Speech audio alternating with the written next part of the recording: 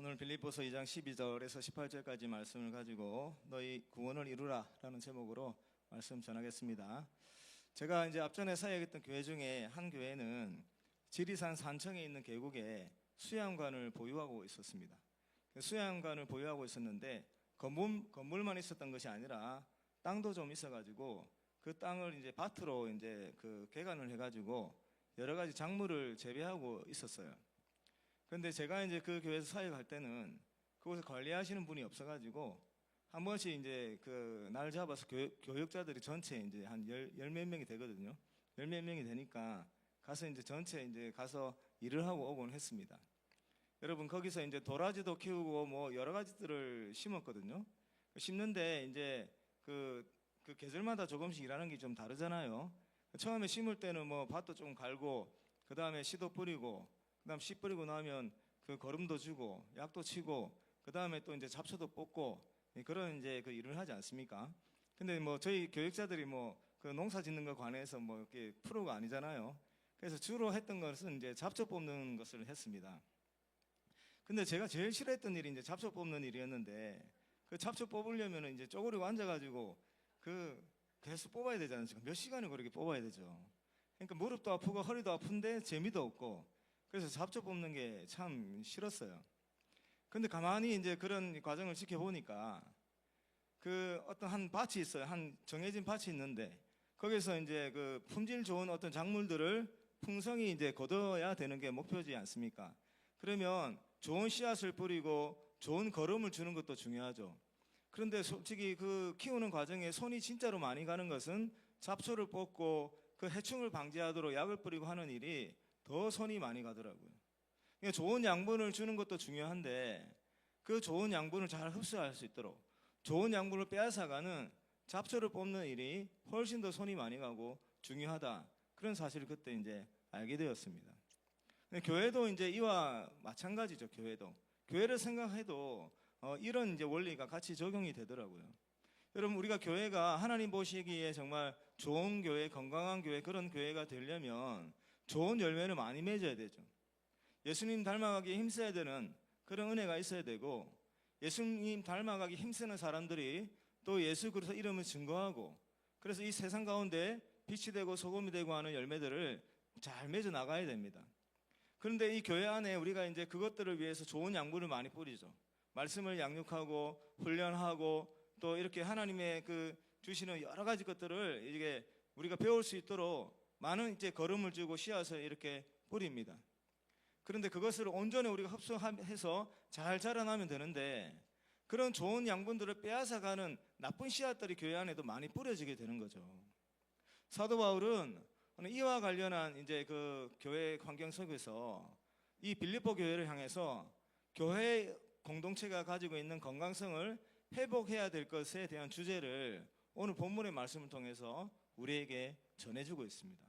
그래서 사도 바울이 교회 공동체가 가지고 있는 이 건강성을 어떻게 하면 회복하고 어떻게 하면 잘 지켜줄 수 있는지 그것을 위해서 핵심적으로 우리가 해야 되는 그런 행동들이 무엇인지 전하도록 하겠습니다.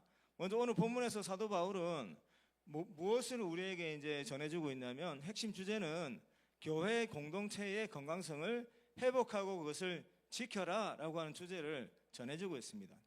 12절의 말씀을 보시면 두렵고 떨림으로 너희 구원을 이루라 라고 하는 구절이 있습니다. 두렵고 떨림으로 너희 구원을 이루라. 먼저 너희 구원을 이루라 라고 하는 말씀의 뜻을 살펴볼 텐데 여기서 말하는 구원은 개인의 어떤 종말론적인 그런 구원을 말하는 것이 아니에요. 쉽게 말해서 예수를 믿고 그가 영혼 구원을 얻어서 천국에 가게 되는 그런 구원을 말하는 것이 아니라 지금 편지를 받고 있는 빌립보 교회, 그 빌립보 교회가 여러 가지 어려움에 처해 있고 좋지 않은 모습들이 교회 안에서 이제 일어나고 있는데 그러한 것들을 바로잡아 가지고 교회가 회복해 나가야 한다.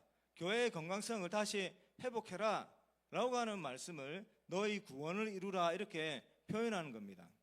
왜 그렇게 해석해야 되냐면 빌립보서 1장 27절부터 사도 바울이 빌립보 교회가 여러 가지 어렵고 힘든 과정에 있지만 복음의 신앙을 위해서 서로 협력해 나가고 예수 이름을 증거하기 위해서 고난 앞에서도 뒤로 물러서지 않을 것을 이야기하면서 그런 교회가 본질적으로 존재해야 되는 목적과 또 어떻게 살아가야 하는가에 대해서 2장부터 본격적으로 이제 제시하고 있죠.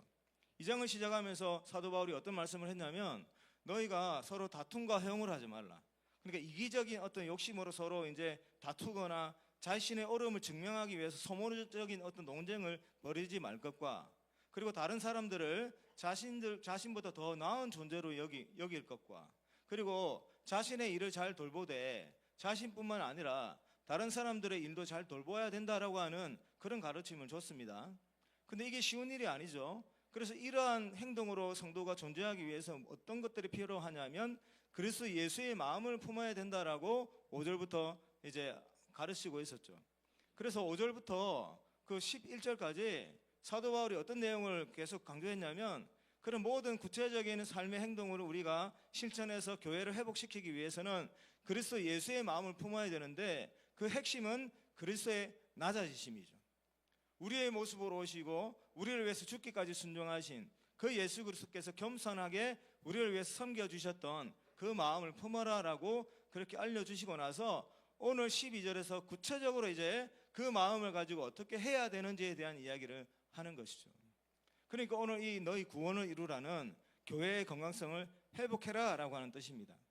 그 다음에 살펴볼 구절이 어떤 구절이냐면 그런데 구원을 이루라 할 때 두렵고 떨림으로 너희 구원을 이루라 이렇게 말씀하고 있어요. 비상한 각오로 임해야 된다는 거예요. 교회의 회복을 생각하고 교회의 건강함을 지켜나가기 위해서 그냥 쉬운 마음으로 편안한 마음으로 그렇게 할 수 있는 일이 아니라는 거예요. 특별히 교회가 어떤 어려움에 빠졌을 때 그 교회를 회복해 나가기 위해서는 비상한 각오로 임해야 된다는 뜻을 두렵고 떨림으로 너희 구원을 이루라 이렇게 표현한 겁니다. 더 구체적으로 두렵고 떨림으로라고 하는 말이 본질적으로 가르치고 있는 태도는 무슨 말이냐면 우리가 하나님 앞에 서게 되는 때가 온다는 거죠. 하나님의 심판대 앞에 서게 되는 때가 온다는 거예요. 하나님 앞에서 우리가 심판을 받을 때 우리가 교회의 회복을 위해서 어떻게 행동했는가를 하나님 앞에서 심판을 받을 때가 있는데 그때를 염두에 두고 그때 어떤 심판을 받을까에 대한 것을 염두에 두고 두렵고 떨리는 마음으로 교회 회복을 위해서 힘써라, 그런 뜻으로 두렵고 떨림으로 너희 구원을 이루라, 즉 교회 회복을 위하여 힘써라 라고 하는 그런 가르침을 사도 바울이 지금 전하고 있는 것입니다. 자, 그러면 그 다음에 그러면 사도 바울이 너희 구원을 이루라 라고 하면서 빌립보 교회 회복을 위해서 힘써야 될 것을 알려주고 있는데 구체적으로 그러면 어떤 것을 행하여야 구원을 교회의 회복을 이룰 수 있는가 라고 해서 첫 번째로 나오는 게 바로 14절의 말씀입니다. 14절의 말씀을 보시면 모든 일을 원망과 시비가 없이 하라 이렇게 나오죠. 그러니까 여러분 원망과 시비가 없이 하라가 지금 공경에 빠져 있고 서로 분열의 위기에 빠져 있고 지금 교회가 본질적인 목적을 행하기 어려운 어떤 그 아주 심각한 상태에 빠져가고 있는 교회가 가장 시급하고 중요하게 생각해야 되는 일이 바로 모든 일을 원망과 시비가 없이 하는 겁니다. 그런데 여러분 여기서 말하는 원망과 시비가 없이 할 때 원망은 무슨 뜻이냐면 이 어떤 태도냐면 그 마음속에 이 불만이 가득 차 있어요. 그 불만이 가득 차 있어가지고 아주 투덜대는 어떤 그런 그 형태로 비밀스럽게 말하는 건데 무엇을 비밀스럽게 말하는 거냐면 누군가에 대한 험담을 막 악평을 더해가지고 막 늘어놓는 그런 행위를 여기서 말하는 원망이 담고 있는 뜻입니다. 그리고 시비는 어떤 뜻이 있냐면 시비가 가지고 있는 뜻은 그 마음속에 악한 생각이 있어요. 악한 생각이 있어서 그 악한 생각에서 비롯된 논쟁과 싸움과 다툼을 말하는 거예요. 여러분 이런 모습 우리 교회에서 옆 교회나 다른 교회나 또 우리가 신앙생활하면서 가끔씩 볼 수 있죠. 원망과 시비가 말하는 것은 어떤 한 사람에 대해서 근거가 없는 거짓말로 음해하고 모함하고 그런 말을 막 퍼뜨려가지고 서로를 막 이간질시키는 그런 행위를 말하는 거예요. 지난번에 재직 우리 그 헌신 예배할 때 해운대 제일교회 심옥수 목사님 오셔가지고 재직들이 가장 힘써야 되는 것 중에 하나가 말이었거든요. 그러니까 이 원망과 시비가 없이 하라. 다른 사람을 쓸데없는 거짓말로 모함하고 음해해서 교회를 분열시키는 이 일을 하지 않는 것이 교회를 회복시키는 데 있어서 그 교회의 건강성을 지키는 데 있어서 가장 중요하다고 지금 하나님께서 말씀하고 있습니다. 이 말씀이 얼마나 중요하냐면 사실 앞에 2장 3절에서 한 번 더 언급이 됐었습니다. 다툼과 허영으로 하지 말고 해서 그 다툼과 허영에도 서로 비난하고 서로 음해하고 서로 모함하는 일들이 포함되어 있는 거예요. 그런데 이 말을 전하기 위해서 사도 바울은 어떤 그 주제까지 꺼냈냐면 예수 그리스도의 낮아지심과 부활하심의 그 주제까지 꺼내면서 그 이후에 첫 번째로 성도들에게 강조하는 가르침이 원망과 시비가 없이 하라는 겁니다. 다른 사람을 거짓말로 모함하고 음해하지 말라는 겁니다. 이게 너무너무 중요한 것이죠. 성도, 우리가 쉽게 생각할 수 있어요. 이런 그 어떤 행위들을 그 말로 이렇게 하는 것들이 얼마나 뭐 심각할까? 이게 뭐 교회에 그렇게 심각한 문제를 이야기할까? 쉽게 생각할 수 있지만 하나님께서는 이 일을 너무너무 심각하게 생각하고 악하게 평가하십니다. 오늘 빌립보서 1장 27절부터 교회 회복을 위한 말씀을 전하는데 그 글의 주제의 흐름에서도 하나님은 이 말을 하기 위해서 다툼과 허영으로 하지 말라, 그 말씀 한 번 더 하셨고, 중간에 예수 그리스도의 그 낮아지심에 대한 그 아주 엄청난 사건까지 이야기를 하시고, 두렵고 떨림으로 이 일을 행하라라고 그런 강조까지 하셨습니다. 그리고 구약 성경에서도 하나님께서 이 일을 얼마나 싫어하시는지를 우리에게 알려주고 있는데, 잠언 말씀 한번 보겠습니다. 말씀 한번 띄워주시기 바랍니다. 잠언 6장 15절부터 19절까지 말씀입니다. 쭉 한번 같이 읽어보겠습니다. 시작. 그러므로 그의 재앙이 갑자기 내려 당장에 멸망하여 살릴 길이 없으리라. 여호와께서 미워하시는 것 곧 그의 마음에 싫어하시는 것이 예닐곱 가지이니 교만한 눈과 거짓된 혀와 무죄한 자의 피를 흘리는 손과 악한 계교를 꾀하는 마음과 빨리 악으로 달려가는 발과 거짓을 말하는 망령된 증인과 및 형제 사이를 이간하는 자이니라. 아멘. 하나님께서 너무너무 싫어하셔서 진노를 내리겠다고 하는 그런 죄 중에 7가지 죄를 이렇게 쭉 열거했는데 그 중에 한 반이 거짓말이에요. 마지막에는 거짓으로 말하는 망령된 증인, 그렇게 해서 서로를 이간질하는 자, 이런 이제 행위를 말하고 있는 것이죠. 여러분, 이런 일이 교회 안에서 발생하고 지속이 되면 저 그 음해하고 모함하는 그 소문의 그 안에 있는 사람은 그 영혼이 죽습니다, 여러분. 그리고 지속적으로 이런 게 노출되면 그 한 영혼만 죽을 것이 아니라 교회가 병들어서 교회가 생명력을 잃어가는 거예요. 여러분, 저런 그 거짓과 음해와 모함으로 사람들을 이간질시킨 목적으로 하는 그 행위가 번져나갈 때 교역자 간의 신뢰가 무너지는 거예요. 교역자와 성도들 사이가 찢어지는 거예요. 성도들과 성도 간에 신뢰가 없이 서로 모래알과 같은 그런 교회가 되어버리는 거예요. 저런 일을 행하는 사람은 그 마음 가운데 분명한 목적이 있습니다. 자신이 하고자 하는 어떤 욕심이 있어요. 자기의 존재감을 드러내고 싶어하는 마음이 있어요. 또 어떤 경우는 그냥 저 사람이 싫어요. 그래서 그 사람을 깎아내리기 위해서 음해하고 모함을 하는 것이죠. 이런 것들을 헛된 말로 퍼뜨리게 되면 또 이런 일들은 특징이 있는데 그 소문이 너무너무 빨리 확산이 됩니다. 그리고 과장되고 부풀려져 가지고 아주 빠르게 확산이 되는 것이죠. 하나님께서는 이 일을 금하라고 하는 거예요. 교회의 건강성 회복을 위해서 원망과 시비가 없이 하라를 첫 번째로 말씀하시는 거죠. 사랑하는 성도 여러분, 이 말씀을 받아서 우리 선교회 성도님들은 서로 원망과 시비가 없이 그렇게 신앙생활 할 수 있기를 주의 이름으로 축복합니다. 자, 그런데 이런 능력이 이제 이런 일들이 생기는데 교회 안에 어떤 게 필요하냐면 교회는 자정 능력이 있어야 됩니다. 자정 능력. 여러분, 이런 교회를 병들게 하고 어떤 영혼들을 괴롭히게 하는 이런 일들이 아예 안 생기면 좋겠지만은 그런 일은 뭐 존재하지 않죠. 어떤 교회든지 간에 좋지 않은 일도 그 동반해서 생겨나게 됩니다.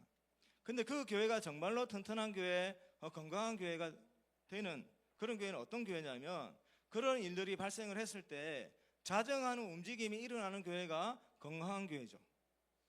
여러분, 우리 사람으로 생각할 때도 우리 몸 안에 세균이 전혀 안 들어오면 좋겠고, 우리 몸 안에 나쁜 세포들이 생겨나지 않으면 좋겠고, 우리 몸 안에 바이러스가 생겨나지 않으면 얼마나 좋겠습니까? 그런데 우리 몸 안에는 수시로 세균들이 들어옵니다. 수시로 바이러스들이 들어옵니다. 하루에도 암세포들이 수없이 많이 생긴다고 합니다. 그런데 우리가 아프지 않고 건강함을 유지할 수 있는 것은 우리 안에 면역 기능이 제대로 돌아가기 때문에 그렇습니다. 여러분 우리 안에 수시로 하루에도 여러 암세포들이 생겨난대요. 근데 왜 우리가 그 암세포가 그렇게 많이 발생을 하는데 암이라고 하는 병으로 발전하지 않느냐면 우리 몸 안에 있는 면역 기능이 제대로 돌아가서 그 암세포를 발견하는 거죠. 면역세포들이 암세포를 발견해서 신호를 준대요. 여기 제거해야 되는 암세포가 있다. 그러면 면역세포 중에 그걸 공격하는 세포들이 있답니다. 그래서 그것을 인지받고 면역 기능이 작동을 해서 암세포들을 다 소멸시킨답니다. 세균도 마찬가지고 바이러스도 그렇죠. 그래서 세균이 들어오고 안 들어오고 암세포가 생겨나고 안 생겨나고가 우리 몸을 건강하게 만드는 핵심 원리가 아니라 우리 신체가 가지고 있는 면역 기능이 제대로 작동하는가에 따라서 우리 건강이 유지된다는 거죠. 마찬가지로 교회 안에서도 바람직하지 않은 어떤 일들이 일어날 수 있습니다. 그럴 때 자정의 어떤 움직임들이 일어나야 되는 거죠.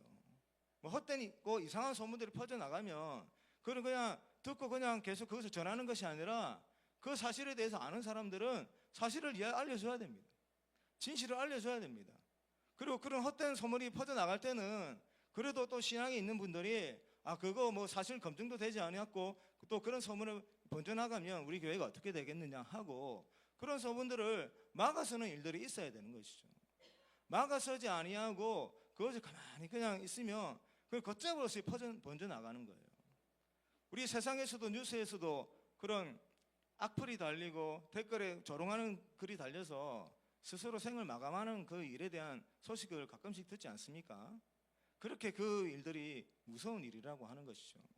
그래서 우리 교회가 건강해지려면 이런 자정 능력, 명령력을 갖춘 그런 교회가 되어야 하는 것이죠. 이런 자정 능력이 있는 그런 성인교회 될 수 있기를 바랍니다. 우리 성도님들 항상 진리에 목말라 하고 진리에 관심이 있고 어떻게 하면 우리 교회를 더 따뜻한 교회, 하나 되게 하는 교회, 복음 진리를 힘쓰는 그런 교회로 만들어 나갈까 그런 이제 고민을 하면 자연스럽게 이런 은혜가 임할 줄로 믿습니다. 자, 이렇게 우리는 두렵고 떨리는 마음으로 교회의 회복을 위해서 또 교회의 건강함을 지켜나가기 위해서 힘써야 되는데 이것에 힘쓰려면 우리가 교회가 얼마나 중요한지를 좀 알아야 됩니다. 교회가 얼마나 중요한가. 여러분 이 교회는 하나님 보시기에 교회는 우리가 상상하는 것 이상으로 존귀하고 중요한 곳입니다. 여러분 우리도 교회가 중요하다고 이야기를 하잖아요. 교회를 사랑한다고 교회를 아낀다고 말을 하잖아요. 하나님께서 이 교회를 아끼고 사랑하는 것은 우리가 그 하나님이 아끼고 사랑하는 그 크기를 가늠할 수 없을 정도로 하나님이 이 교회를 존귀하게 여기십니다. 여러분 하나님께서 이 교회를 세우실 때 어떤 대가를 지불하셨냐면 하나님께서 자신의 핏값으로 교회를 세우셨죠. 그래서 하나님 이 교회를 향하여 너무너무 뜨거운 마음과 그 자신 모든 것들을 다 쏟아부어서 이 교회를 사랑하신단 말이에요. 우리는 그런 하나님의 심정을 좀 헤아릴 수가 있어야 됩니다. 하나님께서는 이 교회를 너무너무 사랑하셔서 교회의 위해가 되고 교회를 해를 가하는 일에 대해서 얼마나 단호하게 심판했는지 성경 곳곳에 하나님께서 그런 사실들을 기록해 놓고 있습니다. 여러분 사도행전 5장을 보시면 아나니아와 삽비라 이야기가 나오지 않습니까? 아나니아와 삽비라 이야기가 나오는데 이들이 그 당시에 서로 모여가지고 가지고 있는 것을 팔아가지고 서로 나누고 했던 그런 이제 운동들이 일어났는데 이들이 자기가 가지고 있는 전 재산을 팔아서 다 바치겠다고 했다가 반만 바치고 반은 자기들이 가졌어요. 그런데 하나님께서는 이 일을 너무너무 악하게 여기셔가지고 죽여버리셨습니다. 근데 왜 죽이셨을까에 대해서 여러 말들이 있지만 그 물질에 대한 욕심 때문에 죽이신 건 아니죠. 여러분 도둑질에 대한 그 처벌 규정은 생명을 빼앗는 것이 아닙니다. 근데 그 구절에 보면 성령을 속였다라고 하는 표현이 있죠. 여러분 우리 하나님의 백성으로서 하나님이 정한 어떤 율법을 어기고 우리 마음대 어떤 그것들을 감추고 하는 행위들이 한두 가지가 아니잖아요. 우리가 하는 사실 모든 죄악들은 하나님을 속이는 행위입니다. 근데 거기서 너희들이 성령을 속였다라고 하면서 죽이셨는데 왜 죽이셨을까요? 눈에 보이는 행위는 하나님을 속이고 물질을 탐한 행위죠. 근데 그 안에는 더 본질적인 이유가 있습니다.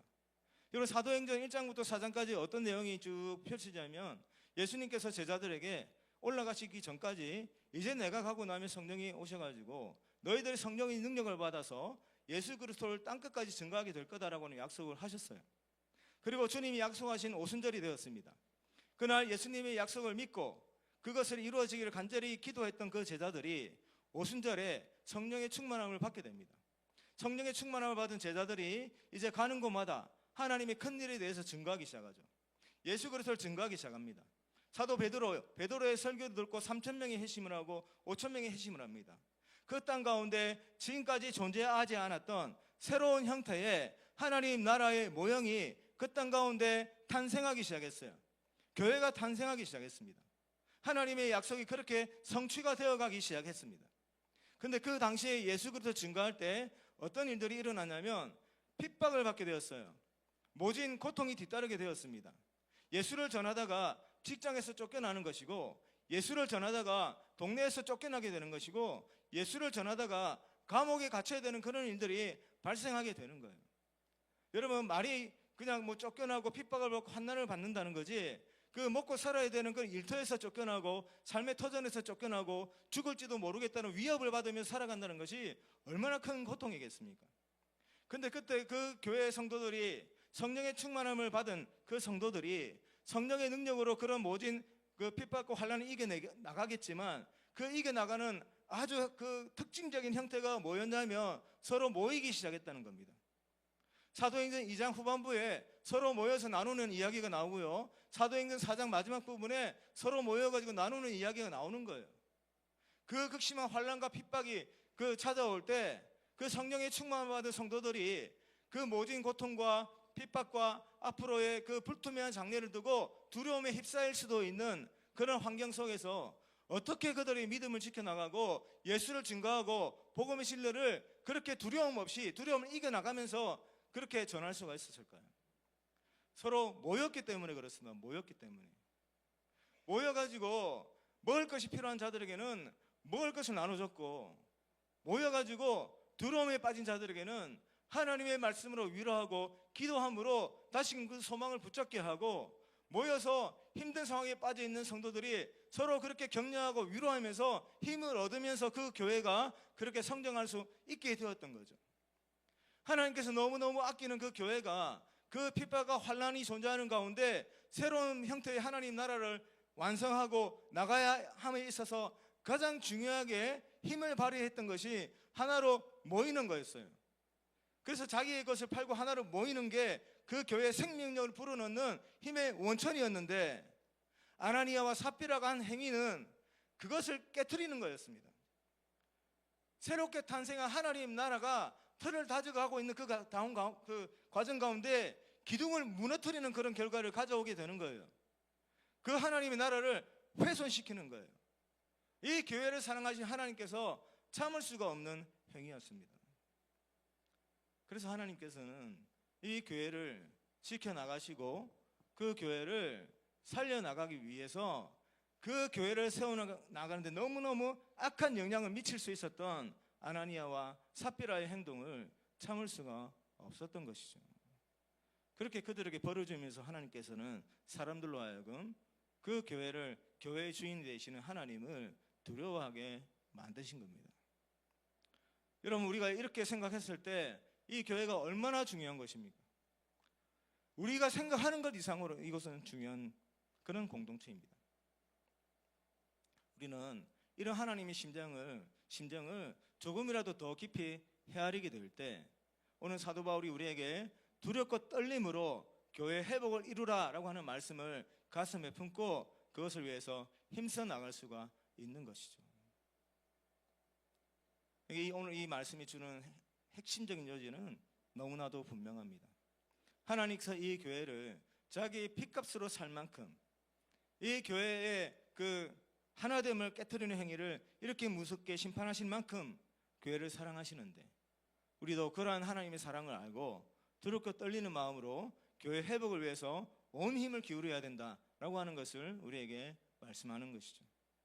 한 초등학교에서 일어났던 이야기를 전하면서 말씀을 마무리하고자 합니다.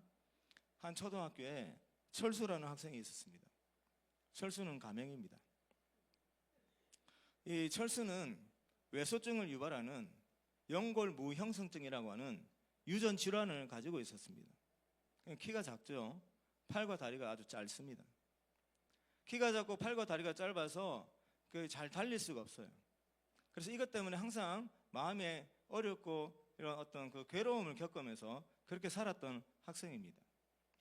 이 학생이 가장 힘들었던 시간은 언제냐면 학교 운동회였어요. 운동회 하면 항상 달리기가 있지 않습니까? 그러니까 해마다 이제 달리기를 해야 돼서 참석을 해야 되는데 달리기 대회 시합을 할 때마다 꼴찌로 들어오는 것이죠.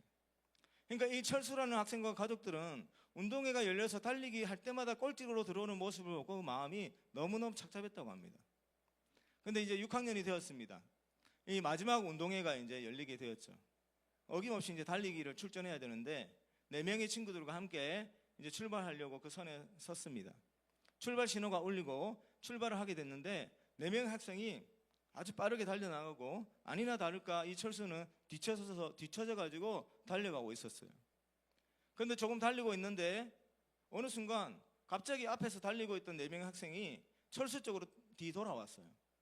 뒤돌아와서 그 철수 옆에 일렬행대로 쭉 서더니 서로 손을 잡았습니다. 손을 잡고 나서 그 열 그대로 결승선까지 함께 뛰었다고 합니다. 그러면서 다 이제 손에 도장을 찍었는데 1등이 적힌 그 도장을 손에다 다 이렇게 찍었죠. 알고 봤더니 이 4명의 학생들이 그 철수가 항상 꼴찌로 들어오는 그 모습을 보고 마음이 어려웠다고 합니다. 그래서 운동회가 열리기 전에 담임 선생님한테 가가지고 우리가 철수를 위해서 이렇게 하고 싶다. 규정은 아니지만 이렇게 해서 철수를 위로해주고 싶다라고 담임 선생님한테 이야기를 드렸고 담임 선생님이 허락을 해서 그렇게 했다는 거예요. 그래서 그때 그 들어온 학생이 그 철수를 향해서 손등을 보여주면서 우리 다 같이 1등이야 라고 그렇게 외쳤다고 합니다. 그 광경을 지켜본 학생들과 선생님과 학부모들이 다 눈물을 흘렸다고 해요. 여러분, 우리 교회가 이런 모습이 되어야 하지 않겠습니까? 원망과 시비, 그런 마음을 가지고 누군가를 의미하는 목적으로 헛된 이야기들을 퍼뜨리고 그렇게 해서 교회를 갈라지게 만드는 편가르기를 하는 그런 교회가 아니라 우리 함께하는 우리 교우들, 서로 함께하는 성도들을 서로 존중하고 서로 소통하고 서로 공감해주면서 우리가 주님의 나라를 위해서 함께 힘써 나가는 그런 교회 될 수 있기를 주의 이름으로 축복합니다.